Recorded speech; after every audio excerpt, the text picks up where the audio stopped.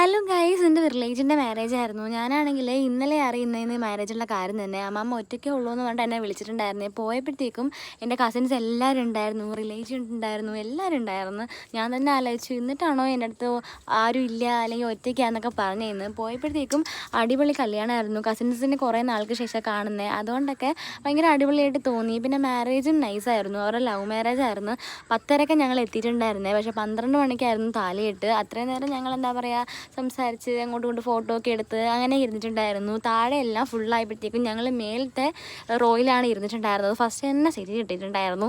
പിന്നെ കുറച്ചൊരു കഴിയുമ്പോഴത്തേക്കും ബ്രൈഡിൻ്റെ എൻട്രി ഉണ്ടായിരുന്നു, അതെല്ലാം കണ്ടു. പിന്നെ ബ്രൈഡിൻ്റെ ഡാൻസ്, അല്ലാതെ ഗ്രൂംസിൻ്റെ ഡാൻസ്, അങ്ങനെ കുറേ പരിപാടിയും കാര്യങ്ങളൊക്കെ ഉണ്ടായിരുന്നു. ഭയങ്കര അടിപൊളിയായിട്ട് കല്യാണമൊക്കെ കണ്ടു. പിന്നെ കുറേ നേരമൊന്നും അവിടെ ഇരുന്നിട്ടുണ്ടായിരുന്നില്ല, ഞങ്ങൾ റിസപ്ഷനിൽ നിന്നിട്ടുണ്ടായിരുന്നില്ല. ഞാനും അമ്മാമ്മയും കൂടെ തിരിച്ച് വരാൻ വേണ്ടി ബസ് കയറിയിട്ടുണ്ടായിരുന്നു. പിന്നെ പഴയ കോളേജ് കണ്ടു, മിസ് ചെയ്തൊന്നുമില്ല, കണ്ട് അത്ര തന്നെ. പിന്നെ അതിനെ ടാറ്റയൊക്കെ കാണിച്ചങ്ങ് പോരുന്നു. എൻ്റെ പൊന്നോ, വല്ലാതൊരു കഥ തന്നെ. അപ്പം അത്രേ ഉള്ളൂ. Tata, bye bye.